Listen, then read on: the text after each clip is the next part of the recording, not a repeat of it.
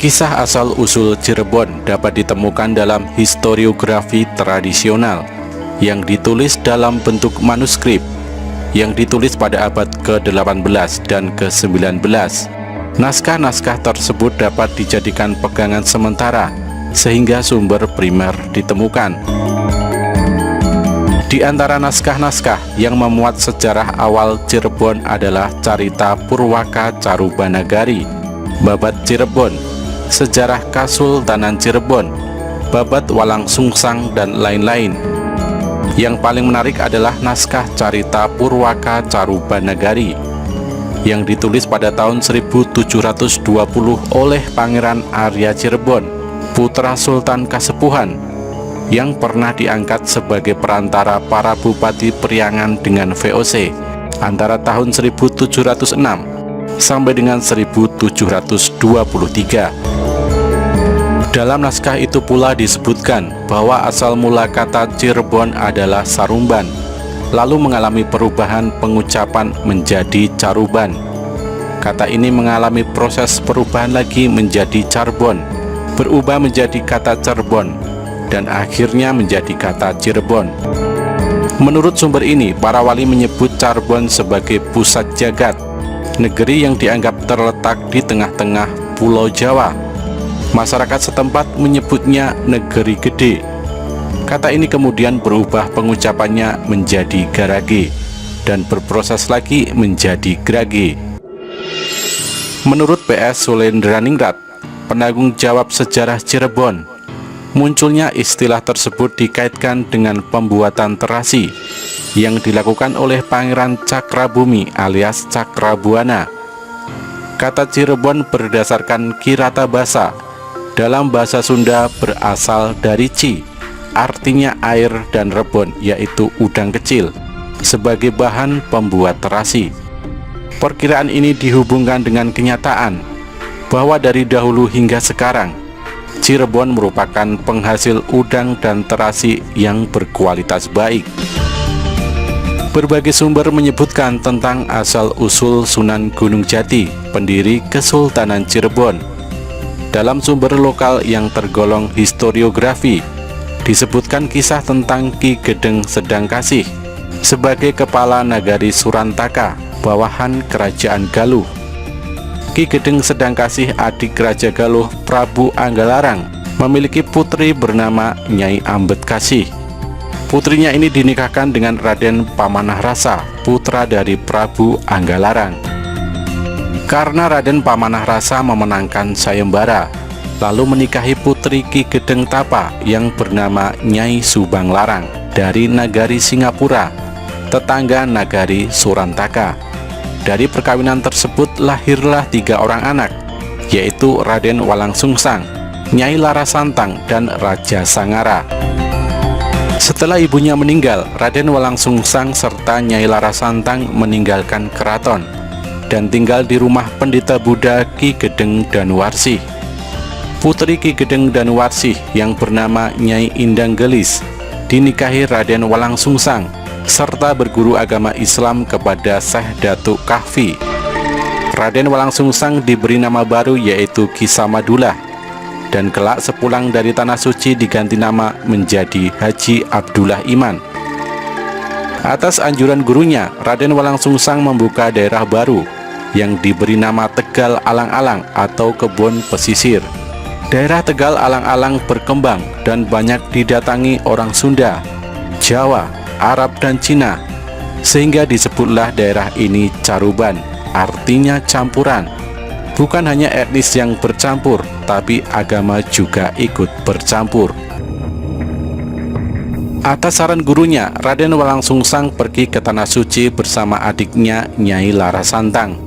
Di Tanah Suci inilah adiknya dinikahi Maulana Sultan Muhammad yang bergelar Syarif Abdullah, keturunan Bani Hasyim putra Nurul Alim. Nyai Larasantang berganti nama menjadi Syarifah Mudaim. Dari perkawinan ini lahirlah Syarif Hidayatullah yang kelak menjadi Sunan Gunung Jati. Dilihat dari genealogi, Syarif Hidayatullah yang nantinya menjadi salah seorang wali songo. Sesudah adiknya menikah, Ki Samadullah atau Abdullah Iman pulang ke Jawa. Setibanya di tanah air mendirikan Masjid Jalagrahan dan membuat rumah besar yang nantinya menjadi Keraton Pakungwati. Setelah Ki Danusela meninggal, Ki Samadullah diangkat menjadi Kuwu Caruban dan digelari Pangeran Cakrabuana. Pakuwuan ini ditingkatkan menjadi Nagari Caruban Larang. Pangeran Cakrabuana mendapat gelar dari ayahandanya Prabu Siliwangi sebagai Sri Mangana dan dianggap sebagai cara untuk melegitimasi kekuasaan Pangeran Cakrabuana. Setelah berguru di berbagai negara, kemudian tiba di Jawa. Dengan persetujuan Sunan Ampel dan para wali lainnya, disarankan untuk menyebarkan agama Islam di Tatar Sunda. Syarif Hidayatullah pergi ke Caruban Larang dan bergabung dengan uwaknya, Pangeran Cakrabuana.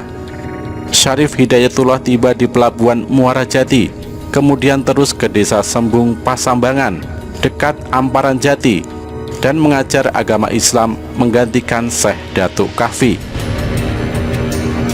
Syekh Jati juga mengajar di Dukuh Babadan.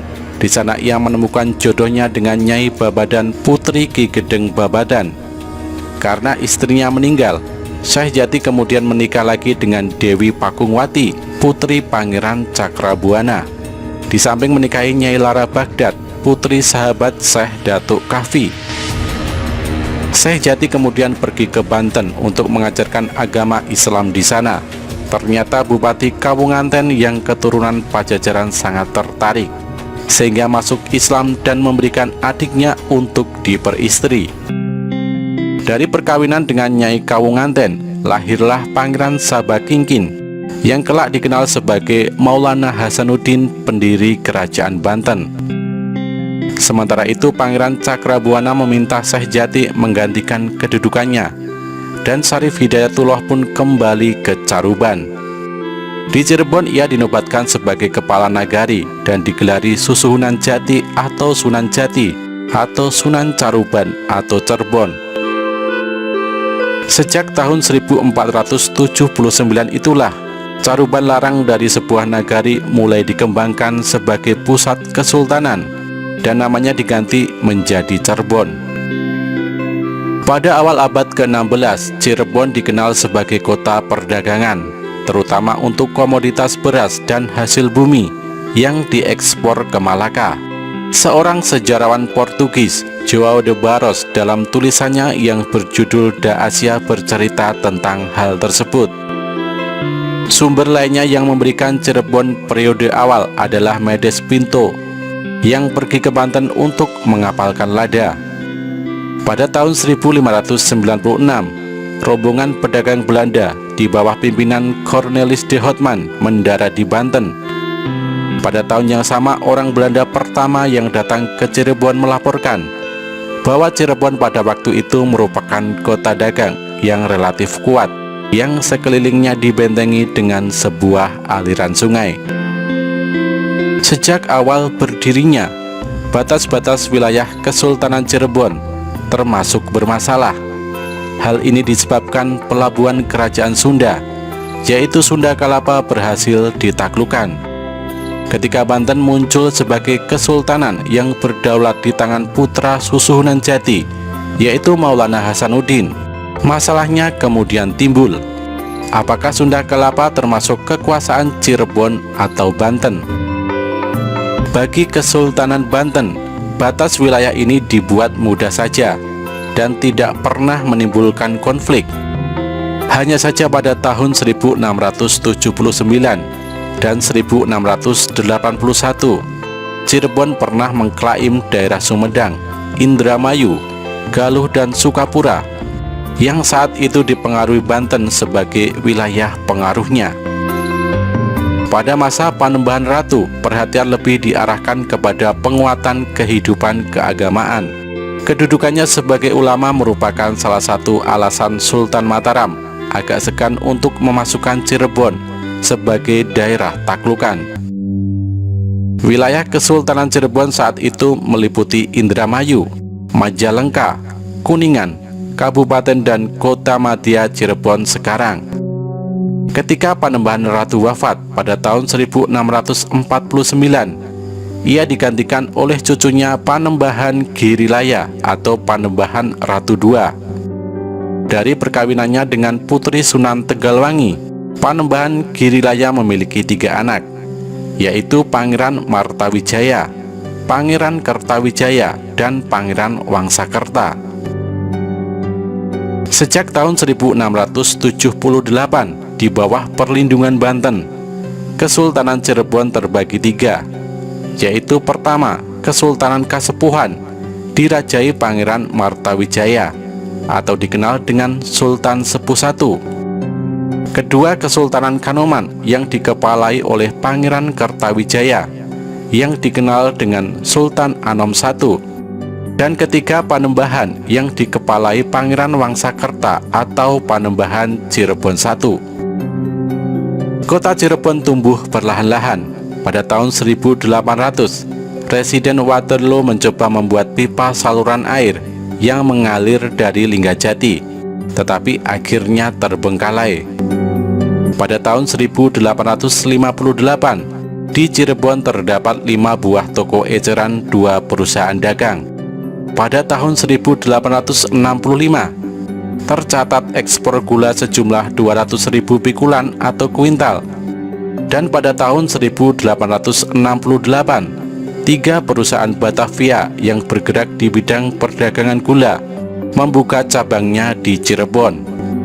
Pada tahun 1877, di sana sudah berdiri pabrik es dan pipa air minum yang menghubungkan sumur-sumur artesis dengan perumahan yang dibangun pada tahun 1877. Pada awal abad ke-20, Cirebon merupakan salah satu dari 5 kota pelabuhan terbesar di Hindia Belanda dengan jumlah penduduk 23.500 orang.